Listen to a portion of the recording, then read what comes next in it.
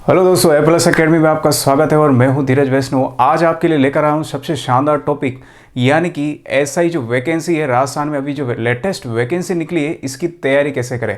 जी हाँ, बिल्कुल।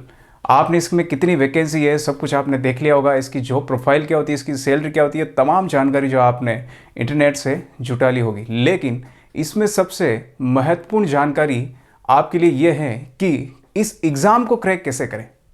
और ये जो कंटेंट है आपको यूट्यूब पर मुझे नहीं लगता है कोई से सही से आपको प्रोवाइड कराता होगा, क्योंकि मैक्सिमम जो अपने व्यूज़ पाने के लिए जो है आपको ना जाने क्या क्या कंटेंट प्रोवाइड कराते हैं, उनको जानकारी पूरी प्राप्त नहीं होती है, फिर भी वो वीडियोस बना करके आपसे व्यूज़ लेते हैं और इससे अर्निंग करते हैं। तो इस चैनल पे जो है आपको ऐसा कभी देखने को नहीं मिलेगा। इसी के साथ आज हम चलते हैं कि वाकई जो है एसआई की तैयारी जो हम कैसे करें कि हमारे जो चांसेस हैं वो सबसे ज़्यादा बढ़ जाए। जी हाँ, बिल्कुल। इस वीडियो में थंबनेल में मैंने यही टाइटल डाला है कि कैसे नहीं होगा। इसका मतलब ये है कि हमारा सिलेक्शन कैसे नहीं होगा भाई, हम लेकर के रहेंगे। और उस सिलेक्शन को लेने के लिए आपको आज की दुनिया में या आज के समय में आपको जॉब लगना नहीं, जॉब छीनना पड़ेगा। हर एक सीट के लिए 300 से 400 कैंडिडेट्स जो होते हैं बैठते हैं। आपको उन 399 कैंडिडेट्स को जो है हरा करके आगे निकलना है। उसके लिए आपको सबसे पहले यह जरूरी है कि आप इसके एग्ज़ाम के पैटर्न को समझें। इसमें अगर ये पीछे आपको क्वेश्चन मैंने इसलिए दिए हैं ताकि आपको एक बार महसूस हो जाए कि इस एग्ज़ाम का जो है लेवल कैसे आता है। तो क्वेश्चन है, एक बार इसे आप देखिए। इस क्वेश्चन को देखने के बाद आपको ये लगेगा कि ये जो साइंस है ये नॉर्मल साइंस नहीं है। यानी कि अगर आप नॉर्मल साइंस पढ़ते हैं कि जाइलम क्या होता है, फ्लोएम क्या होता है, या प्रकाश संश्लेषण की अभिक्रिया क्या है, एल्कोहल का सूत्र क्या है, या नमक का साधारण सूत्र क्या है, ये फालतू की जो चीज़ें पढ़ते हैं, ये मुझे नहीं लगता कि इस एग्ज़ाम में आने वाली, क्योंकि ये ग्रुप डी और कांस्टेबल लेवल के एग्ज़ाम की होती है। तो अपनी तैयारी बहुत ही शानदार प्रबल तरीके से करने के लिए आपको एनसीईआरटी बुक्स पढ़नी ही पड़ेगी। जी बिल्कुल सही सुना आपने, एनसीईआरटी बुक्स आपको पढ़नी पड़ेगी। आपके दिमाग में क्वेश्चन आ रहा होगा कि सर ये वाला तो सब ही यूट्यूबर्स बोलते हैं, सब टीचर्स हमें बोलते हैं कि एनसीईआरटी बुक्स पढ़नी पड़ेगी, लेकिन सर इसको पढ़ते कैसे। तो मैं आपको बता दूं, आप 6 से लेकर 12th तक की बुक अपने पास लाइए, और अगर आप कोई एक टॉपिक उसमें से उठाते हैं, जैसे आपने एक टॉपिक लिया मानव तंत्र। अब मानव तंत्र के अंदर आपने श्वसन तंत्र या पाचन तंत्र लिया है। सबसे पहले आप ये देखें कि क्या पाचन तंत्र वाला टॉपिक 6th क्लास या 7th क्लास में है। अगर उसमें है तो उससे जानकारी जुटाए, फिर आप 8th 9th और 10th की बुक में वही सेम टॉपिक पढ़े और कोई दूसरा टॉपिक बिल्कुल ना पढ़े उस टाइम। फिर आपकी अगर जानकारी उससे और क्लियर होती है, फिर आप 11th और 12th का जो बायोलॉजी वाला पोर्शन है आप उस पर जाए। जब आप ये प्रोसेस करेंगे तो आपका जो श्वसन तंत्र है और पाचन तंत्र के ऊपर इतने डाउट्स आपके क्लियर हो जाएंगे कि उसके बाद जब भी जितने क्वेश्चन बनते हैं उस पर अगर कोई सा भी क्वेश्चन अगर आ जाता है तो आपसे इजीली सोल्व हो जाएगा। अगर आप साइंस पढ़ते हैं और ये पीछे साइंस के क्वेश्चन दिए हुए हैं, मैं जो है 9th 10th 11th 12th को जो साइंस पढ़ाता हूँ ऑफलाइन बैचेस में, अगर आप इसमें देखेंगे ये पहला जो क्वेश्चन है ये 10th क्लास में 15वीं जो यूनिट है जैव विविधता, उसी के अंदर इसका आंसर दिया गया है। तो मैं इसका आंसर अभी बताऊंगा नहीं, आप खुद देखें।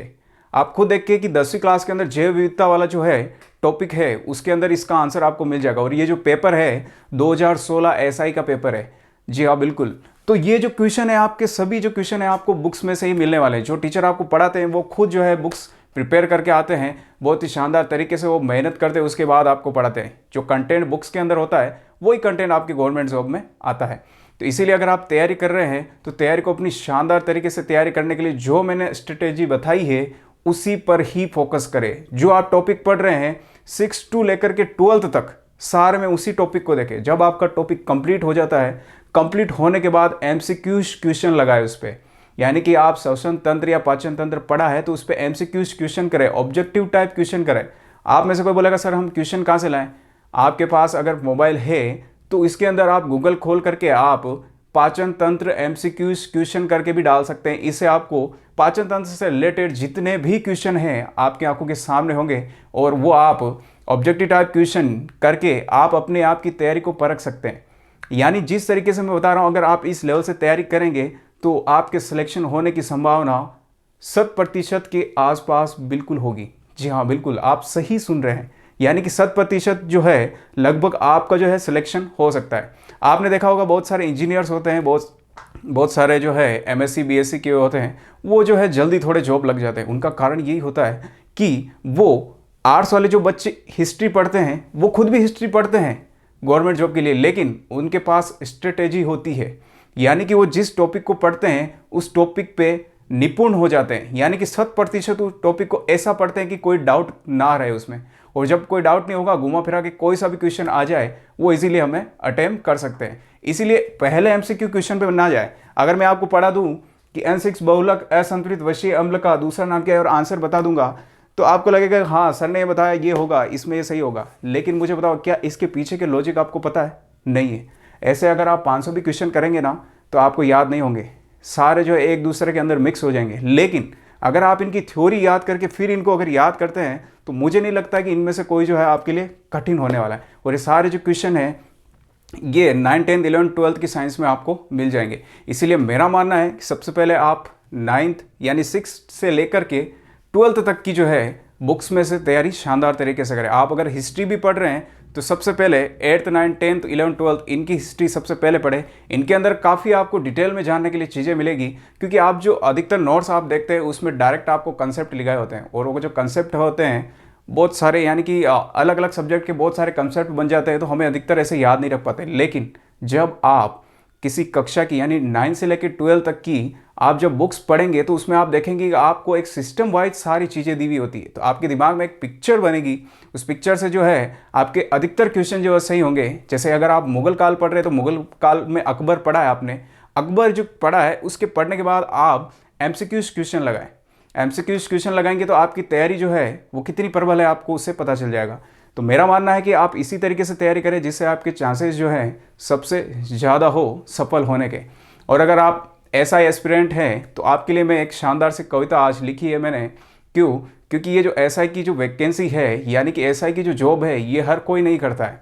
यानी कुछ जुनून जो होता है, जिसके अंदर जोश होता है, वही इस फॉर्म को फिलअप करके एसआई का एग्ज़ाम करके एसआई बनता है। तो आप लोगों के लिए एक छोटी सी कविता है कि तू रख खुद पर यकीन, तू रख खुद पर यकीन, एक दिन तेरे पीछे गाड़ियों का काफिला होगा।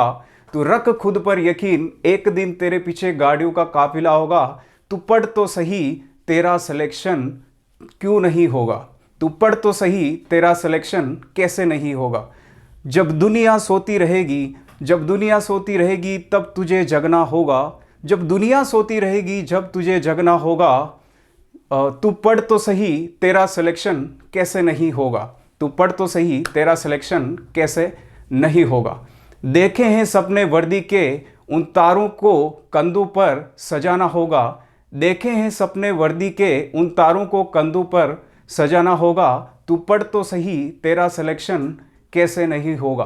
तू पढ़ तो सही तेरा सिलेक्शन कैसे नहीं होगा। तू बैठा है जिस चार दीवारी में, तू बैठा है जिस चार दीवारी में, इसे कुछ समय के लिए अपनी दुनिया बनाना होगा। तू पढ़ तो सही तेरा सिलेक्शन कैसे नहीं होगा। इसी के साथ मिलते हैं हमारी नेक्स्ट वीडियो में। और हाँ, चैनल को सब्सक्राइब नहीं किया तो सब्सक्राइब जरूर करें।